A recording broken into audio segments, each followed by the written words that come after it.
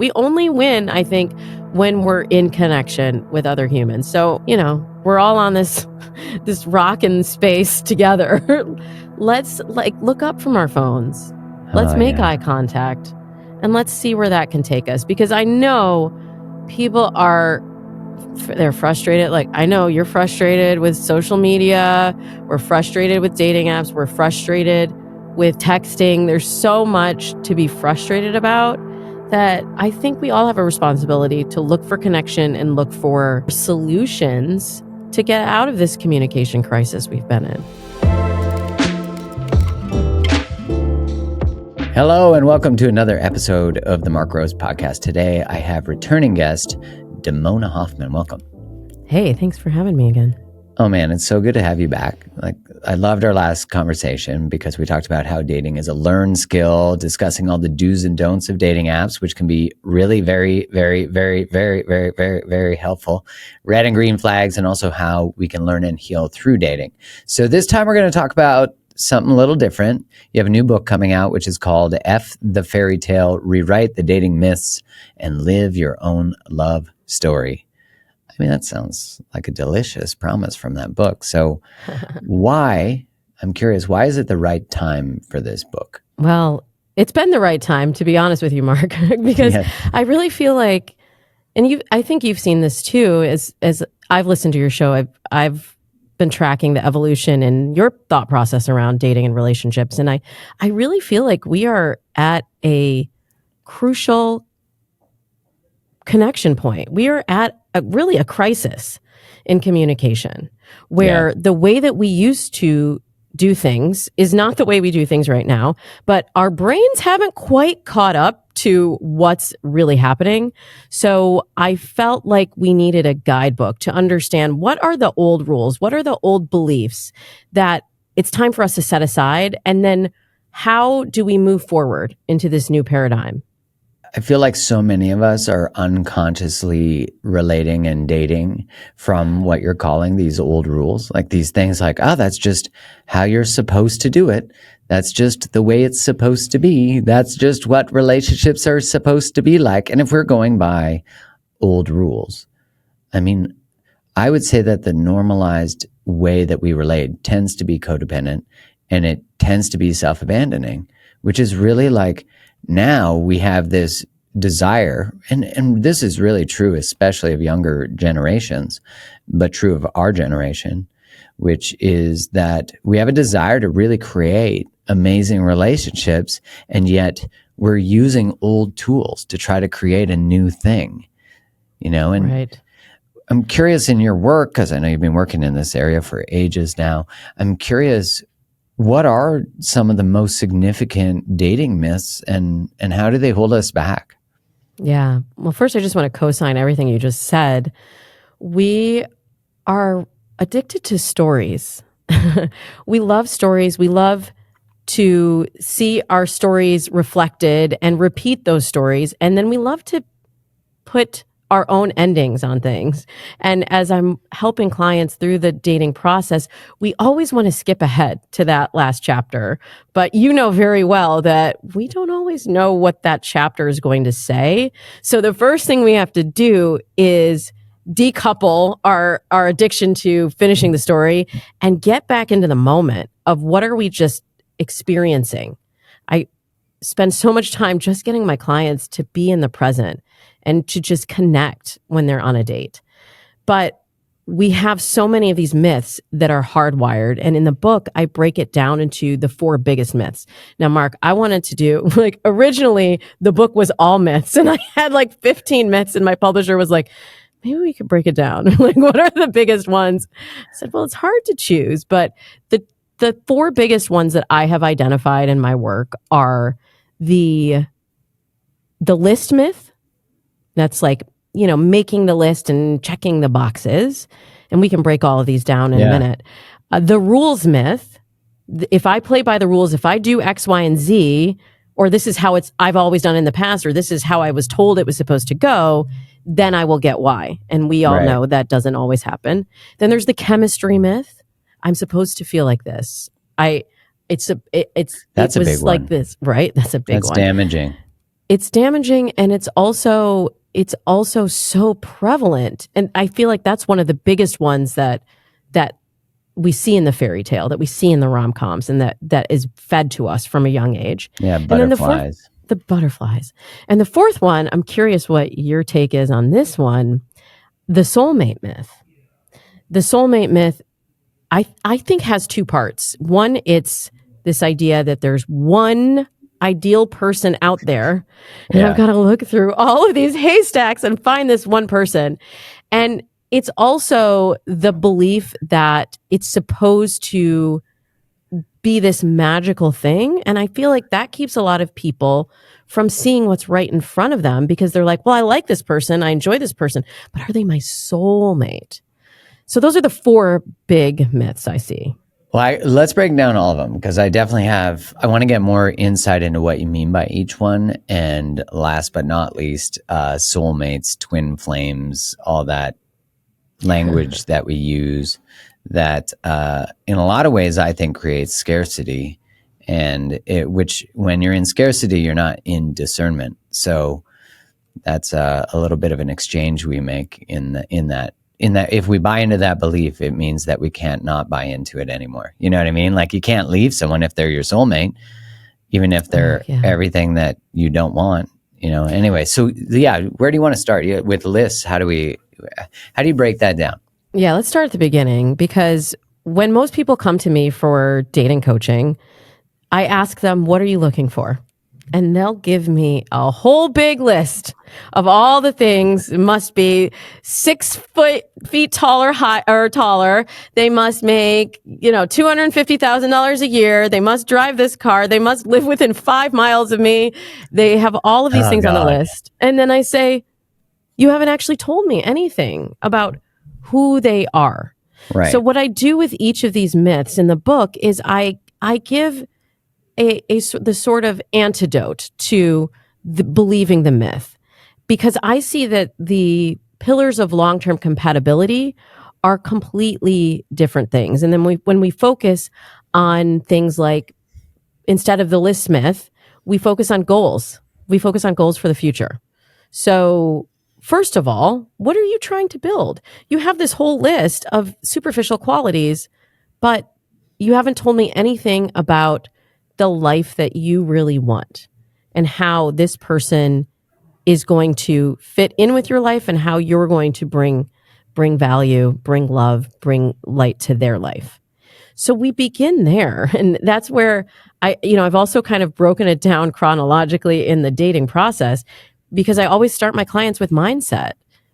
Who are you? What do you have to offer? And what are you looking for? And then also, how are you even talking about dating? What are those prevailing thoughts that you repeat again and again? There's nobody out there to match with me. There are no good men in my neighborhood. There are no women that want me for me, or if I don't make enough money, no one will be attracted to me. Whatever that belief is, we have to stop repeating it, because those stories, the more you tell yourself that story, the more you believe it. And I've just seen so many times that those stories that you come in with often are not true, and they can change so quickly. Like we talked last time about dating being a learned skill. If you just change one of these inputs, if you change your belief system around dating, it changes your actions, changes your beliefs, changes your actions, changes your whole experience. And I know this because I've lived it. I used to be a complete love cynic, right? And it's like, when I wouldn't have even believed that I would be sitting here today being like a love evangelist, telling everybody they could have what we have, but I believe it because I've walked through these steps myself. Yeah, that makes sense. And I think what you're speaking to about the beliefs that we hold that live in the unconscious, that really establish why we're dating and relating the way we are. Like, if we don't uncover these, I would call them bullshit stories, that unconsciously we are actually more committed to being right than happy. That's the irony of that, is that, like, I'd rather prove that belief right, not on purpose, but because I get to reinforce the belief. And then what's interesting is we tend to hang out with other people who are like, yeah, there are no good men and da da da da da da, and name the town, the city, the country. Everyone said the same thing, and yet all you have to know is that one person met one person in that place, and your story is complete bullshit. And it's amazing how much it liberates us when we're willing to open the way that we see things. With the list, you were sharing how a lot of people put physical or material desires on the list. How do you encourage people to get clarity on what they're looking for and create a list that would actually be productive in creating what they're wanting to find? It actually begins, it's funny because I say it's mindset, but I really should call it heart set because what I actually do is get people out of their heads. We do all kinds of things in my programs like visualization and meditation and all kinds of vision boarding. However your brain works, we've got a technique for it, but they all sort of come to the same point or come from the same place. And that's in getting yourself to feel what it will feel like to have that person in your life. You may not recognize what they look like. You may not recognize their height. You may not recognize how much money they make. But if you have taken the time to figure out the way that you want to feel when you're with that person, you will definitely recognize it when you're sitting across from them. So true. That's the simplest way to say it, but it's really a quite simple process when you do it. But we have to get out of our heads because we can make lists forever. And I had so many things, Mark, on my list that I was like, oh, I would never, I couldn't, and when you trace back the origin of those thoughts, you realize that they have nothing to do with finding love. They have to do with another part within you that probably needs healing or that probably felt pain or shame or any number of emotions that you're either pushing away or subconsciously attracting back in. And we don't want to match from that place. We want to match from the place of the best case scenario that you are building and creating in your life. It's January, and like so many of you are probably navigating, there is a desire for a renewed commitment to eating healthier, especially after holiday feasting. Now, my number one tool of choice in this venture, in feeling good, nourishing the body, is Organifi's green juice. You know I love this stuff. I love talking about it. I love the brand. And the reason I love specifically the green juice is, number one, I'm a busy father, I'm a husband, I run a business, I'm a teacher. I don't always have time to juice a bunch of leafy greens. I mean, really, who does? And this high quality powdered version of greens makes my morning routine so easy. I literally don't have an excuse, since all I have to do is mix the powder in some cold water or some almond milk and I'm good to go. Now, it has also helped me reach my wellness goals. I've lost over 25 pounds in the last 6 months, and that's one of the benefits of taking this green juice every morning because it reduces my craving for sweets. Plus, it maintains cortisol levels so I don't gain weight when I get stressed, and it helps me stay hydrated. Now, number 3 is that unlike other green juice powders, it actually tastes super delicious. They have 2 awesome flavors, the original minty flavor and my favorite, the crisp green apple flavor. And it's not loaded with any sugar to disrupt my ketone levels.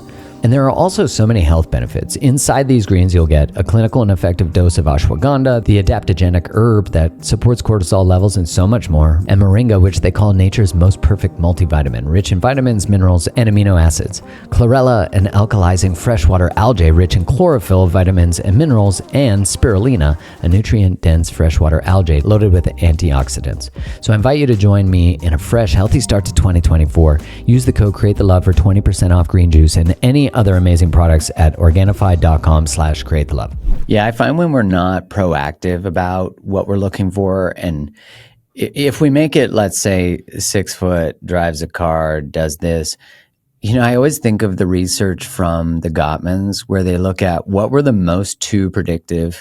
two most predictive qualities of, I have this new AI thing that makes balloons go off randomly if I do peace signs, and thumbs up also. So I love that. for everyone watching this, we just had a little carnival action. I haven't learned how to turn it off yet, but it randomly comes up. So it just came up. Will it do it if I do it? No. Now you got to turn it on. I don't know how you turn it on or off, so I'll have to figure that out later. I'm sure there's a tech person who's like, it's so easy. So thank you, the person who's listening. Please DM me and share. I think that, so when we're looking for those types of things, that it has to look a certain way, as you said, that we're not open to what we actually desire from a feelings perspective to enter our life. And as I was saying, the two most predictive behaviors of successful couples in the long run are actually kindness and generosity. And so if that's not on your list, it's what I find is interesting is I've been playing with this thought a lot when I'm working with people who have a hard time choosing availability and tend to continuously be drawn to unavailability.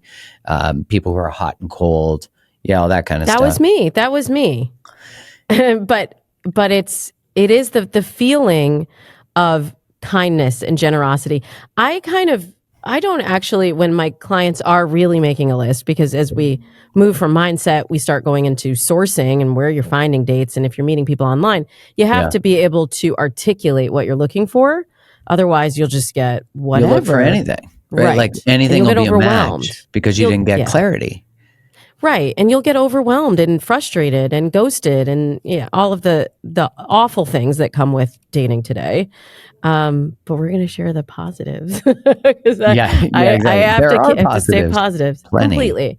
But when we are clear on how it will feel, kindness and generosity, those are a given, right? Like nobody walks into a relationship being like, I want to feel taken for granted. Right. I'd love someone who betrays. That'd be please. I think our soul's evolution unconsciously wants those things just so we can finally stand up to something we never have. I do think on a soulmate, quote unquote, perspective, which I don't think is one person, but anyone who can teach you how to gather back pieces of your soul. But it's like you have someone who, Carolyn May said, if I was your angel and you were terrified of being abandoned, I would have you fall in love with someone for 3 months who tell you they're going to stay with you forever. And then I'd have them leave you after 3 months. And I was like, wow, that's fire when you think about it. And I've done it. So, I've left and I've been left. And it's hard to see it as a gift at the time, but it's like your value doesn't live in someone staying or going. It just is inherent. And we don't date from that perspective. We don't. Oh, yeah. Yeah. And also, I look at relationships as a mirror and as the greatest opportunity you have to learn about yourself and others. So I also encourage people to sort of give themselves over to the experience of this, because this is, it really is a moment in time for so many people. Like I've been with my husband now for 20 years, and I think back to that time when I was single, that felt like forever. It felt like I was like climbing that mountain forever. But now I'm in this other phase that has a whole different feel, there's a whole different story going on.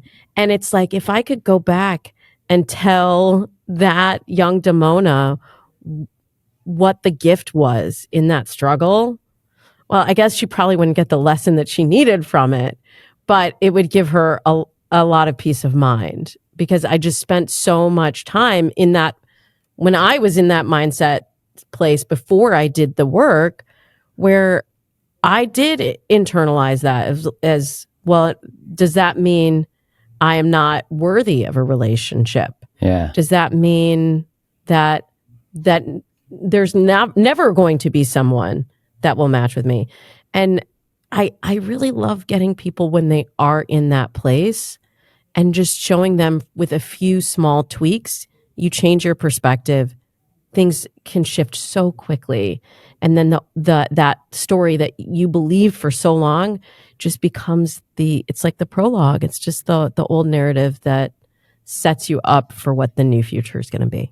Yeah, it's clear. It starts to destroy all these beliefs that have been holding us back, but keeping us, quote unquote, safe, free from potentially being hurt, but yet living in this cycle of consistent hurt, of like not feeling present, not feeling safe, not feeling when it's really the source of it is that we're not aligned with what we say we desire. And and that what we deeply know is valuable in a relationship, it's so easy to follow the tingling of our loins and not, and not the rationale of, and rational doesn't sound sexy, but like dependability is so fucking hot when you actually get down to it. When you actually figure it out that like someone who's there for you when you need them, that's the hottest shit around. We don't realize that.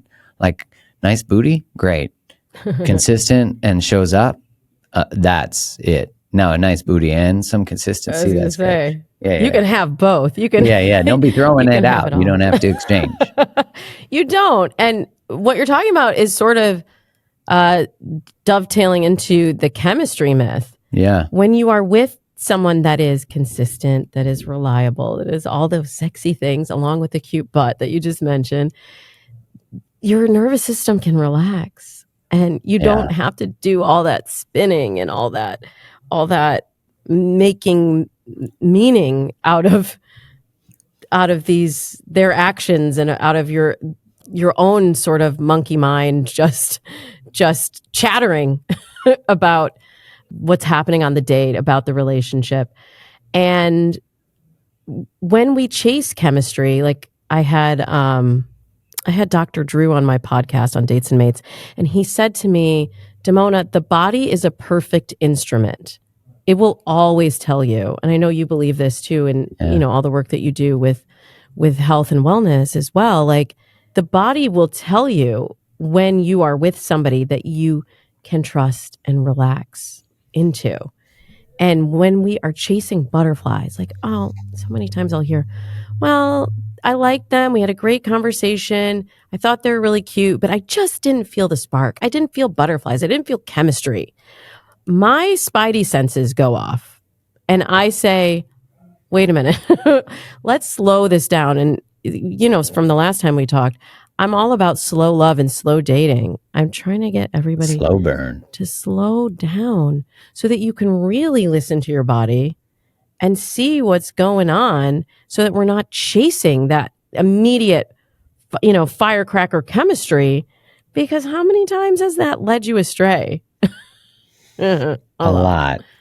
We throw our brains out the window when there's too much chemistry. And I would argue that is actually part of it, is our brain is not on board when we're in that level of sort of biological response, and when you can also ask someone, well, when else do you feel stuff in your stomach? Well, you feel it when you're anxious. Okay, well, are you coding actually anxiety or uncertainty about someone as chemistry? It's a really fascinating thing to start to play with. You can have a charge with someone, like an electrical impulse or a desire, but there's a whole different level of adulting when we take charge of that charge, when we're like, hey, you don't have to follow every impulse you have. If you did that, you'd be addicted to everything, which I think we're in a culture that is very much doesn't know how to be in the space between the stimulus and the response. Like, it's such an immediate gratification culture that the invitation you're saying, slow burn, slow, that allows us to be in choice when we're in that slow. And I really know very few rapidly escalating relationships that have done well. Yeah. And when I say slow love, a lot of people think, oh, that means that my relationship is doomed if we got engaged quickly or married or we got pregnant or whatever. We don't know where the stories are headed. Right. And I do have clients who have gotten engaged very quickly. But the difference is that they got the clarity first. Yes. And they really slowed down that process of meeting. So I say it's kind of like a dance, like the slow, quick. Slow, quick. Because then you can trust that you're in alignment. If you've done that inner work first and you've figured out what your body is telling you first, then you can trust it. But so many times when it just goes fast, when people tell me all the time, they'll say, oh, I had a great first date. we were at this bar, and then we went to a second place, and then I went over to their place, and then we're going to see each other tomorrow. And then they're already asking me if they can see me over the weekend. And then that's when I start to say, hold on, because now you're getting caught up in the momentum and the chemistry of it.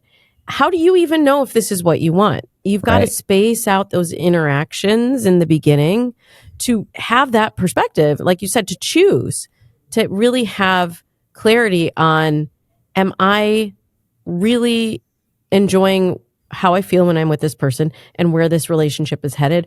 Or am I just doing the next thing because we have momentum right now, or it feels easy right now, or I just like the feeling of someone liking me. So many times I've seen people ruin possible relationships because they're like, well, I don't know if they liked me, or I couldn't tell if they were into it or not. It's like we're chasing this feeling of being chased. We need to get rid of that. Yeah, that's interesting, because I think when people sit with this, what you were saying about taking this space between the constantly seeing each other, especially early on, when you study things like The Game or Why All Men Love Bitches, that's actually a book title, I'm not saying that, there's an interesting, because what's inferred in the lessons from those books is, here's how you pretend to act like you have high self-worth. But it's a game. It's not actually embodied, so it's not authentic. And then when shit hits the fan, you're going to be your real self and your insecurities are going to come out.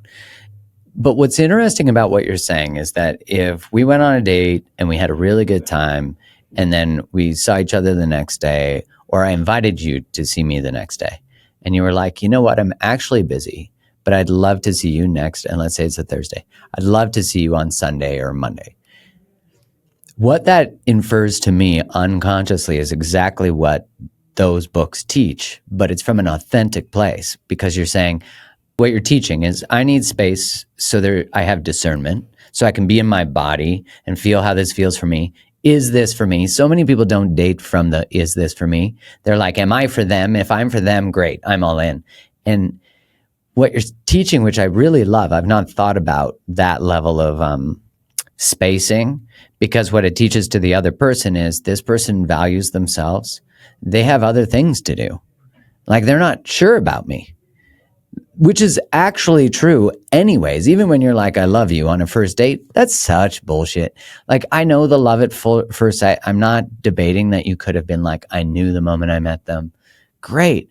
But at least keep some secrets to yourself. Like, that inability to hold on to the information because we get so excited is actually what ruins a lot of relationships.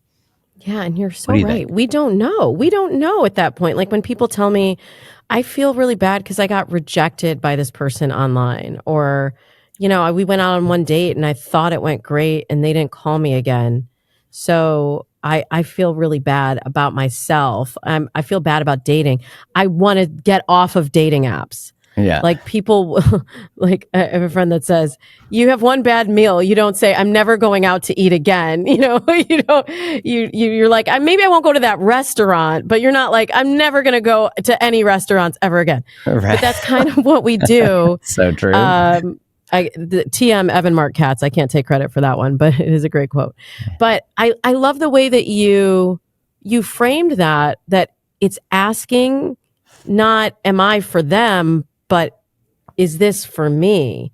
And giving yourself that space to really sit with yourself and to figure out, is this working? Is this even what I want? Do I even like this person? Is so key. But I see a lot of times people, it's not a fabrication of, I have other things to do. Like, most people are really, really busy, right. And yet they'll drop everything if they get the hint, the whiff of possibly this person is into me. Like, I'll just clear my whole schedule. Right. Like, I have nothing to do for the next month, whatever you're. Yeah. And it's amazing to me. So I'll tell you a story. When I first started working with a coach, my coach was telling me that I needed to carve out time for myself, to put that time on my calendar. She said, as if you have plans with another person. Because I used to do that. I would drop everything and be like, oh, another person wants to hang out with me, romantic or not. I was just like, I was so afraid of being alone, Mark, that I Yeah. would just chase anything that gave me an opportunity to be with somebody. And I'd see people eating out at restaurants by themselves. And I go, oh, that's so sad. They're alone. Like now I actually desire that. I crave that. I love that time that I get to spend solo. Maybe it's also because I'm a parent. I like never get that time. Yeah, right. But a lot of it was this process that I went through where my coach said to me, I want you to do like artist dates with yourself. And I want you to carve out 3 consecutive hours that you spend by yourself deliberately on your calendar every week. I was like, what? 3 hours? Are you kidding me? I can't do that. And she had me take out a little picture of myself, little Damona as a little girl. And she said, okay, if you can't do this, I want you to look at that picture and tell that little girl that you don't have time for her. And I was like, oh yeah, that one that kicks. That got me. But it got me to really understand how important it was to put me on the schedule. And so those are the kind of things that I do with my clients to get them to really see the value of themselves and then themselves in partnership. You don't disappear. You're still there. Yeah. Wherever you go, there you are, right? And so you want to be coming to the table as a whole person with this partner who is going to enhance your life. You two together are going to grow as a unit, but you're also going to grow individually. And so I have to get my clients to really understand how important it is to be deliberate with how they're allocating their time, which is our most valuable resource, and also who we're giving love to. And it's got to start with ourselves. Being able to maintain a self, you're speaking to that while we're in relationship. Is there, because I think of the myths or the like narratives we're taught about relationship, so much of it is, as I was saying earlier, is about self-abandonment. Like, don't exist, take care of everybody else, da da da da da. Did we cover all the rules or like some of the rules that the rules myth or the rules of rules myth. We didn't even touch on it. Beliefs were tied in there. Yeah. It's funny because you brought up the game and why men love bitches and these books. I actually talk about some of them in F the Fairy Tale because I think they had a time and a place in teaching us about relating, but I think they are they're tied to some of our old beliefs that no longer apply. And from the beginning of my dating coaching career, I have always been about authenticity because that was ultimately what led me to my partner and what I see leading most of my clients to love over the last 15 plus years. Mm-hmm. When I was my true and authentic self, which I only got to from spending that solo time and investing in myself and really figuring out like, what does Damona like to do on her own without a partner? If somebody else is not telling me, let's meet here, let's do this, let's go here, what are my actual interests? What are my actual beliefs? And when we are just following cookie cutter rules, then we're just operating by somebody else's playbook. I think we have a really cool opportunity that didn't exist 20, 40 years ago when our parents were dating. We have an opportunity to create our own love stories, to create our own experience in a way that has never existed in history before, especially for women. And I won't go off on a whole tangent about that, but we have so much choice at our fingertips now. And when we are just following the old playbook, it strips us of that authenticity and it strips us of that opportunity to create the reality for ourselves. How do you think all that choice impacts us in dating today? Mark Groves, if you are trying to get me to say that the paradox of choice is a failing of dating apps, I will not go there. Because I think that. No. Good. Okay. I'm glad because a lot of people want look, I think I had a feeling actually that you weren't going to say that, but I feel like we are just in a place where we are being crushed by decisions every day, all Yeah. day, every day, and I think we're looking for the villain. And I don't think dating apps are perfect. I've worked with many of the dating apps, and it is how most of my clients have found love. However, I recognize that there are some challenges, but I don't think it's just this availability of choice that makes people unable to commit. First of all, I will not even agree that people won't commit because they have so much choice. I don't agree with that either. I think availability of infidelity and things like that is more so, but the people who are seeking infidelity or afraid of intimacy are going to find it with a coworker. I think most infidelity is actually with a coworker. I think it's like 70%. That might be more historical data before, but Facebook caused a rapid increase in that because people connected to their old flames. But yeah, I agree with you. I'm not buying into that because like if you go into everyone's afraid of commitment, well, that belief itself holds us back from having to commit and be vulnerable and be open because the narrative says, well, I'm just going to end up hurt. So what's the point? Well, that's probably because we haven't explored some hurt that we have that we're afraid is on the other side of intimacy and connection. So we just blame it on a belief because there's lots of people I know who found incredible commitment, and have found incredible relationships through online dating. I think it's a tool. Right. And how you use it matters. And when you have more choice, you need to be better at making choices. You got to build the skill set, not blame the technology.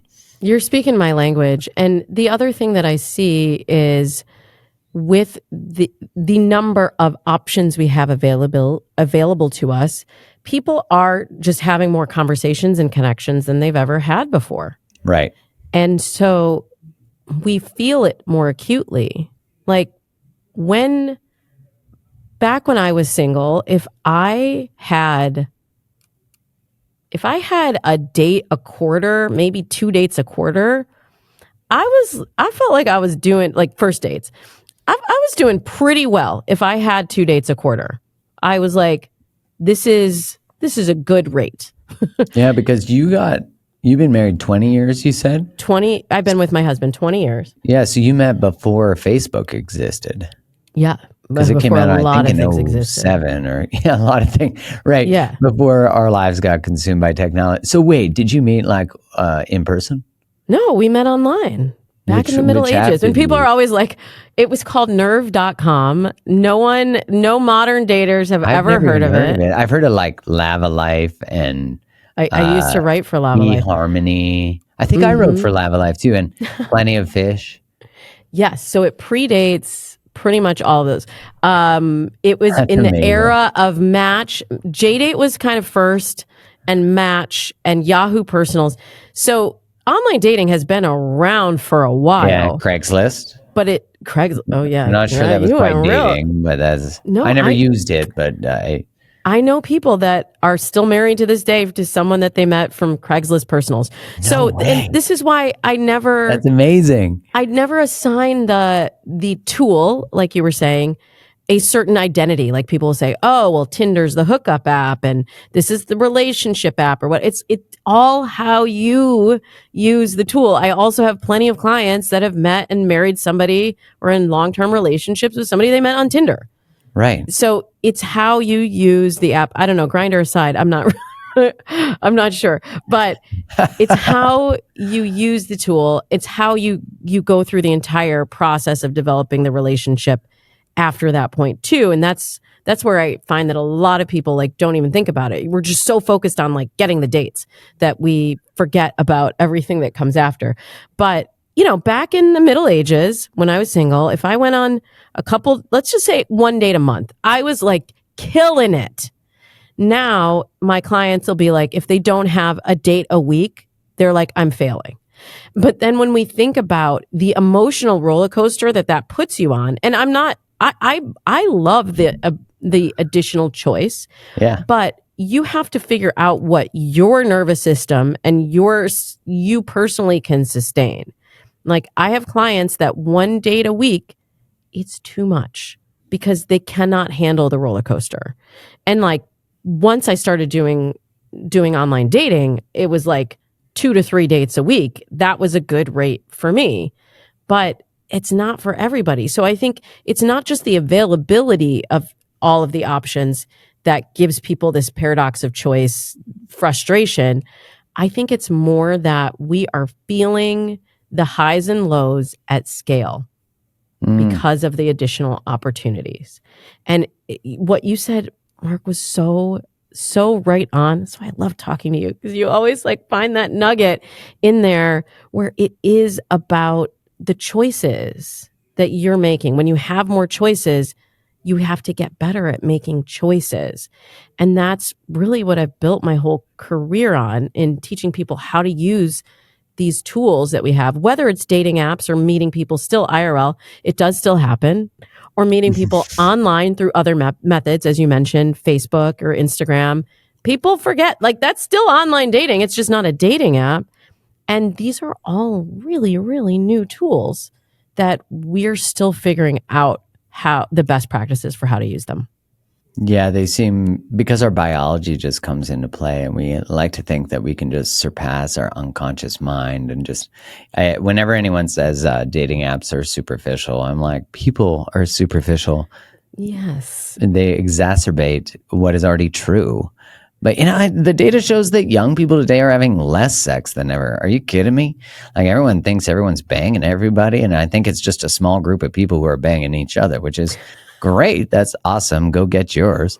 But like, these beliefs that we love to have, we love to shame and be like, oh, now everyone's so promiscuous. It's like, some people are promiscuous. Now everyone's afraid of commitment. Some people are. But like, let's look at our own shit. Coming back, because the last myth, which I'm really excited to get your perspective on, is the soulmate myth. And I know you talk about like F soulmates fix your future. So I want to know what you mean by that, like fixing our future, and what about soulmates? Well, I agree with what you said earlier, that you can have multiple soulmates. I almost want to just back away from that whole term of soulmate, because I feel like it's so loaded. We've all placed our own meaning on the scale there with soulmates. And so when I say the soulmate myth, I'm talking about what most people tell me is their idea of soulmate.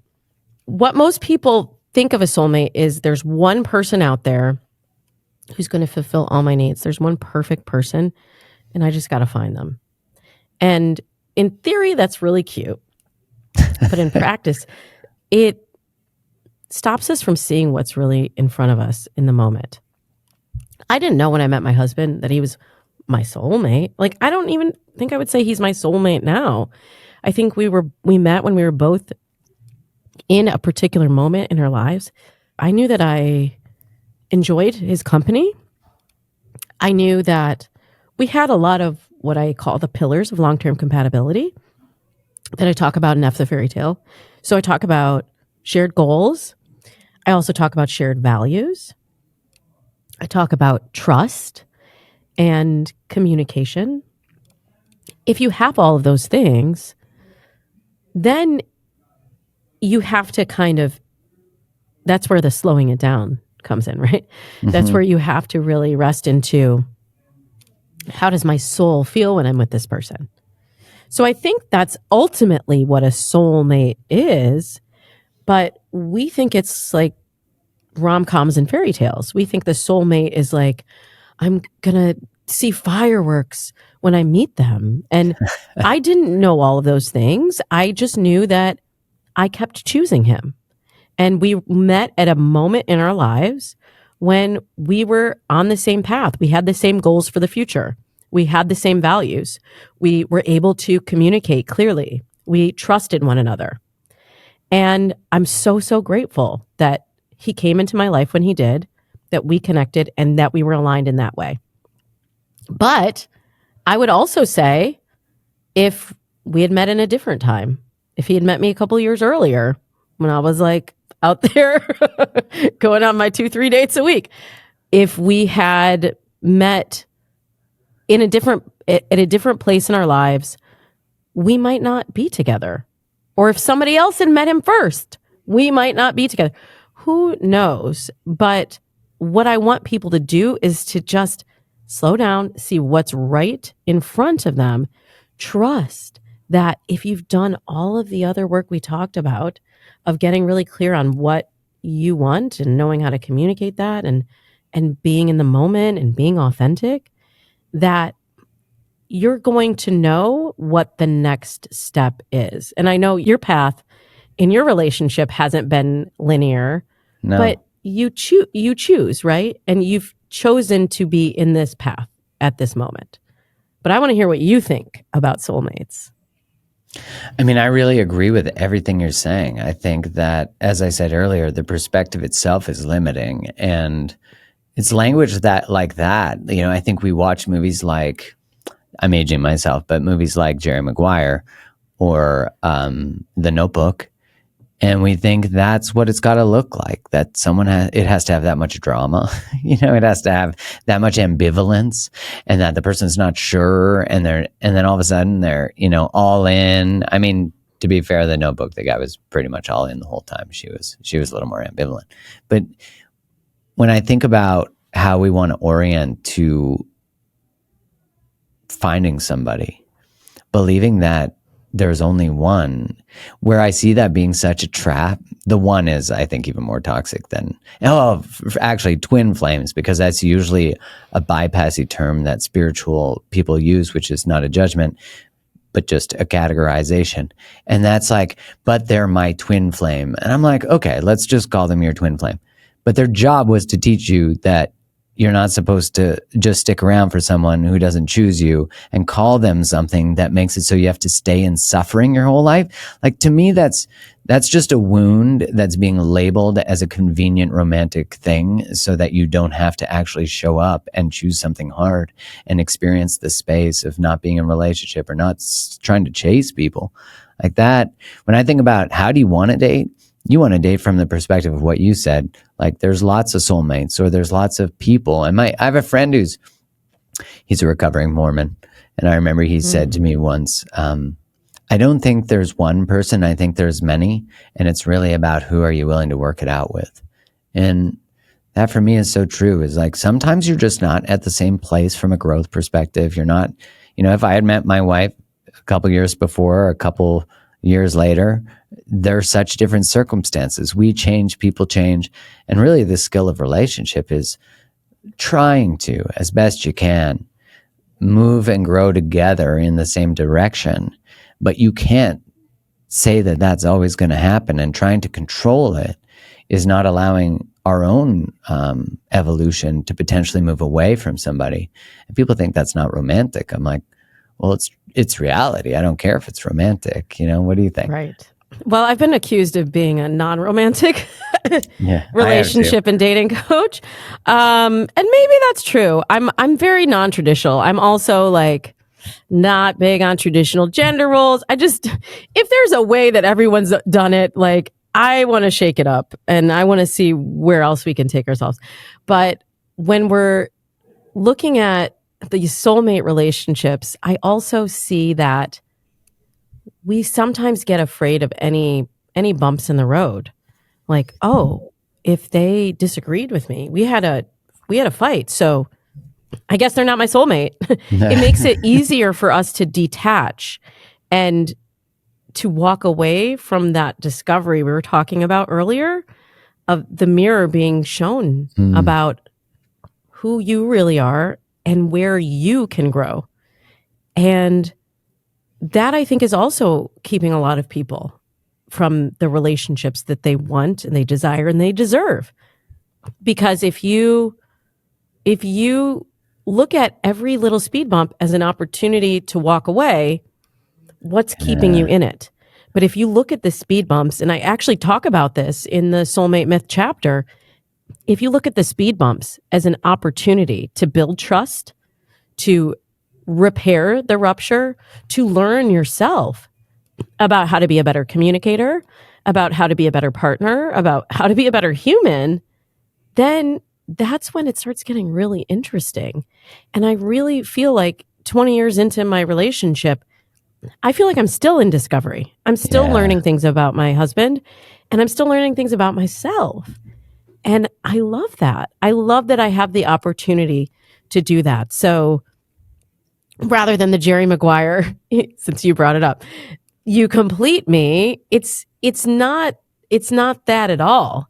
It's not about being completed. You're already whole, but it's how can you grow into the most amazing version of yourself.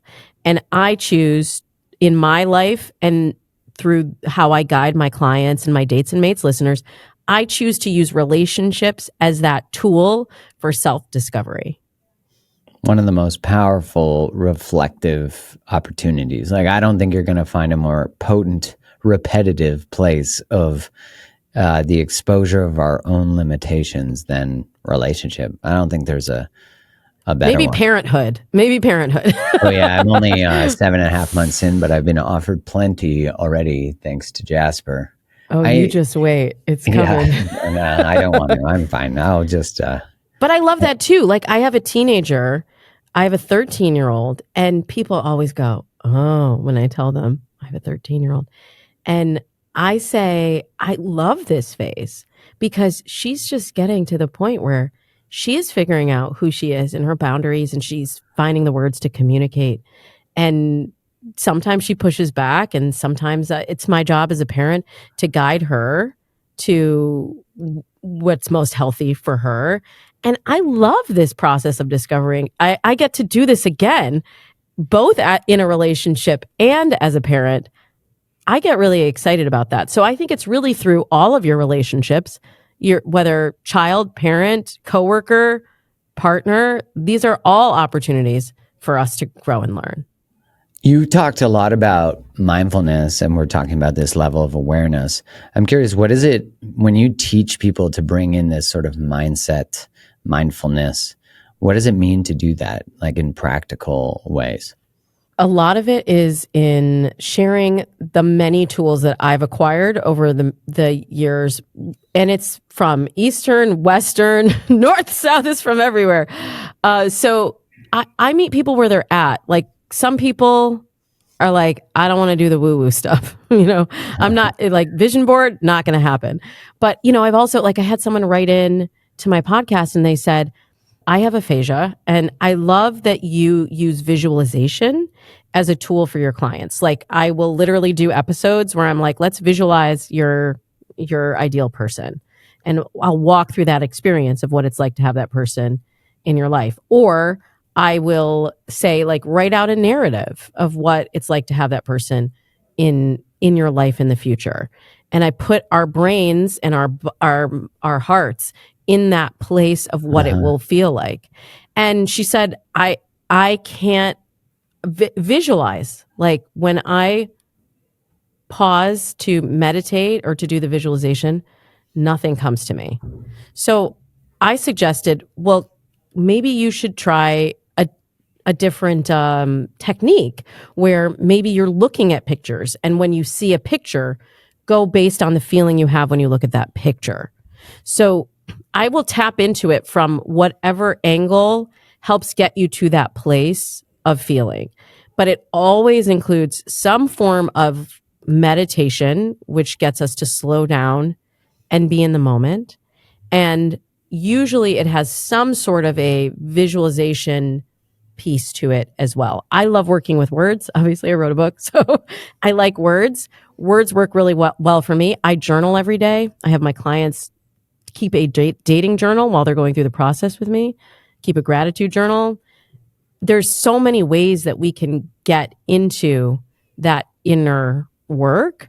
And I just use all of the tools to be able to meet people where they're at. We talked a little bit about trust earlier too, and being able to trust ourselves, being able, the breaches of trust in a relationship are obviously something that can regularly happen. I'm wondering, in your experience, how do we cultivate trust? Very slowly. It's tough. It's tough because trust, really at the core of trust, is surrender.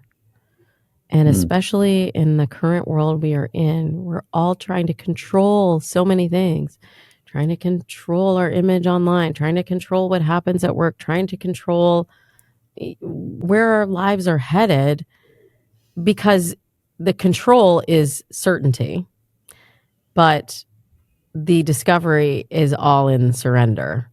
So it is work. It is, like we were talking last time I was here about these skills of dating. You have to practice them. You have to practice that, standing in that space of discomfort.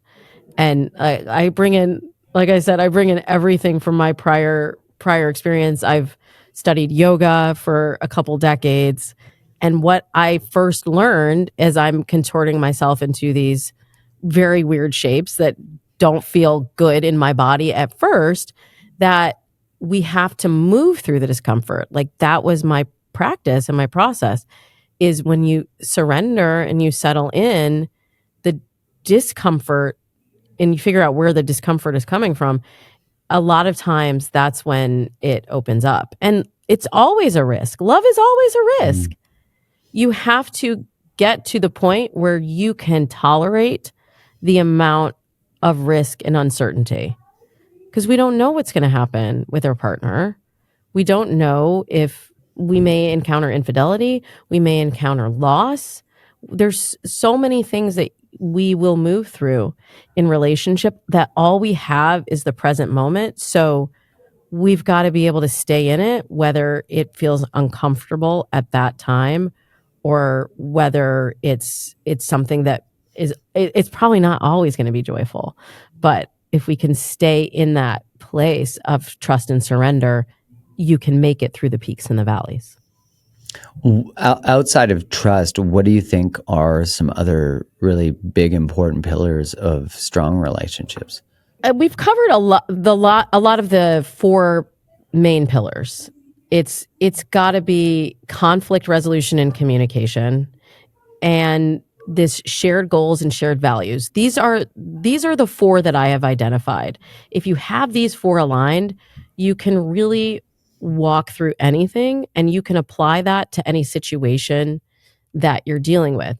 So, on my podcast, I'll get into the nuances of what to do if you and your partner have a conflict, and how to, I'll give language for how to move through it. And in F the Fairy Tale, I even have like scripts and templates that you can use, because sometimes we can't find the words. But really, it's not about the words. The words are just the vehicle that gets us into that emotion of being able to be in a safe and trusting space. Yeah, scripts are so helpful, because we need, like, as you said, we don't maybe have the practice of putting words to feelings and structures of how to minimize conflict or handle conflict.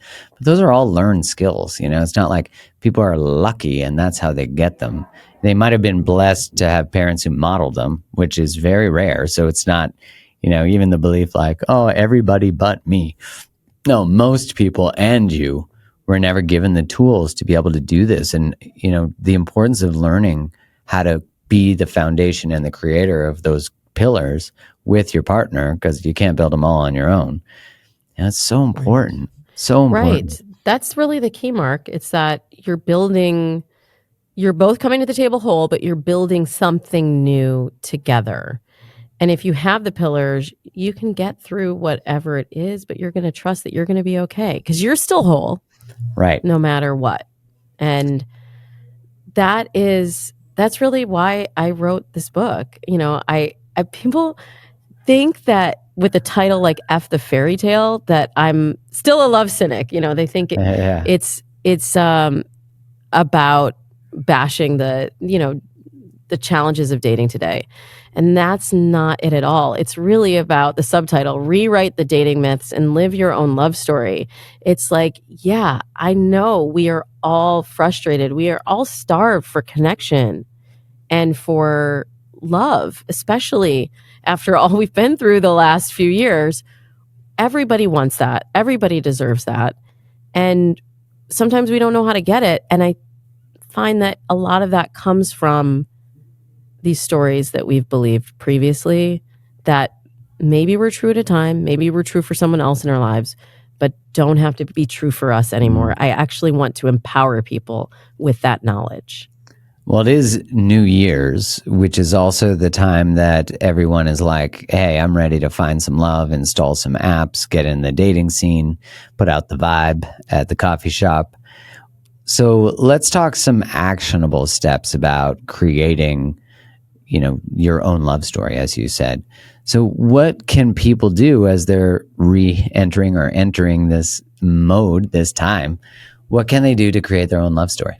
Well, first of all, yes, we are at the beginning of the year. This is the biggest time for online dating. So the I didn't apps know are that. flooded with new people. Yes. Yes. Dating Sunday is the first Sunday of the year. That's when the highest number of new people sign up for the apps and say, New Year's resolution, I want to find love. So first of all, you got to be where the people are. And if you're saying, I don't use dating apps, that's not how I want my story to go. I just never envisioned it. I thought it was for weirdos and nerds or people like Damona 20 years ago.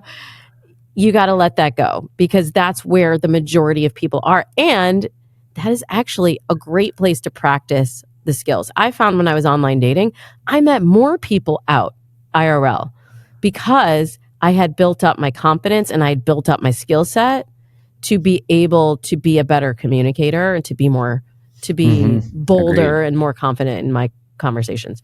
So start there. And also just begin with communication and starting connections that you are in no way attached to the outcome. Because we get in our heads like, oh, I don't know, is she going to say yes? If I approach her, like, what am I going to be humiliated? Is she going to shoot me down? Let's just stop telling the end of the story. Just start with the first chapter. Start with hello, and then you can see where it goes from there. And I would actually challenge your listeners to gamify it a bit yourself. Make it fun for yourself. And the same goes for dates. Like, don't go on dates that you're like, oh, I don't even feel like doing this. Yeah, Like, you that's a gotta work. psych yourself up. And if you gamify it and you say, I'm going to talk to 10 people this week that I don't know, you might get a date out of it. You might make a connection, or you might just connect with 10 new humans. And that to me is a win as well. It's so true. People don't, we don't tend to put ourselves in the opportunities to meet more people. If we're not someone who feels good about using a phone or like dating apps, we need to learn the skill set that you're talking about by building awareness about ourselves, how we show up to dating, relating, life in general, so that when we walk into a grocery store, we actually have a vibe, that we're like, all right, I'm putting it out today. I'm going to meet my person. And if not, I'm going to meet a person. Right. Yeah, I'm the best wing woman because I just want to connect to humans. My kids are like, Mom, why are you always talking to people everywhere? Sounds like my wife too. She says the same. But we only have these moments together on this planet. So what do you get from walking through siloed, like afraid to speak to anyone? Right. We don't win from that. Play with it. Right. Play with it. We only win, I think, when we're in connection with other humans. So, we're all on this rock in space together. Let's look up from our phones. Let's make eye contact and let's see where that can take us. Because I know people they're frustrated. Like, I know you're frustrated with social media. We're frustrated with dating apps. We're frustrated with texting. There's so much to be frustrated about that I think we all have a responsibility to look for connection and look for solutions to get out of this communication crisis we've been in. I've loved this, and I think people, as you're entering the new year, and now that everyone's listening to this, are like, wait, everyone's installing apps? I'm installing an app. Great idea, because there's going to be more options. And remember, it's about changing how you choose, which Damona's book is clearly helpful in helping navigate that. Do you have any final thoughts or any homework for people or tools that you can share that will help them find the right person or being in a relationship that they have always desired? Oh my gosh, I've given it all away already, Mark. Right. Well, I would say it does start with clarity. So do one of the exercises that I've talked about. And the other thing is this is a little uncomfortable for some people. So I know everybody's gonna get their sphincters in a bunch when I say this. But tell somebody that you are single and what you are looking for. Once you get clarity on what you're looking for, get like an accountability buddy. Because there's so much single shame of like, we don't even want to talk about it. Oh, I couldn't possibly tell somebody that I'm single. Like, first of all, we know. Second of all, we just carry so much shame in our culture because that's been the story for so long, right? That you have to meet somebody by this point. You should be married by this point. You should have a baby by this point. And it's just like, it's all crap. We don't need to believe that. And we have to start by vocalizing to someone else in the world, bring other people into this journey with you. And you're going to be surprised how many people will want to be on your team, will advocate for you, will make new connections for you, will push you to get out there when you're like, oh, I just got through with work on Friday. I don't feel like going to this bar or mixer or friend's party or on this dating app date. Have other people become a part of this process. And because of the technology, we can do that today like we've never been able to before as well. Well, we definitely live in a time where we need all of the help we can get in terms of getting out of old habits, old, as you said, myths, and actually create a story that we want. I mean, that's what it's all about, is taking responsibility. So, Damona, thank you for coming on and sharing all your insights. And I'm so excited for your new book. Congratulations. Thank you so much. Yeah. And everyone, of course, can pick up F the Fairy Tale wherever. I guess that was probably what I should say. What should people do? Well, they should read F the Fairy Tale. But I also do Dates and Mates still, which you were one of my favorite guests of all time, Mark. And hopefully we can have you back on the show when your book is out. But yeah, Dates and Mates is also where I give all my the freshest, funkiest dating advice. Awesome. Well, where can people find more of you? I am on Instagram at Damona Hoffman, and Dates and Mates, yeah, wherever you're listening to this podcast. Amazing. Thanks so much. And everybody listening, thanks for tuning in, and make sure you hit the subscribe button because we got more great podcasts coming up. Thanks, Damona. Thank you, Mark.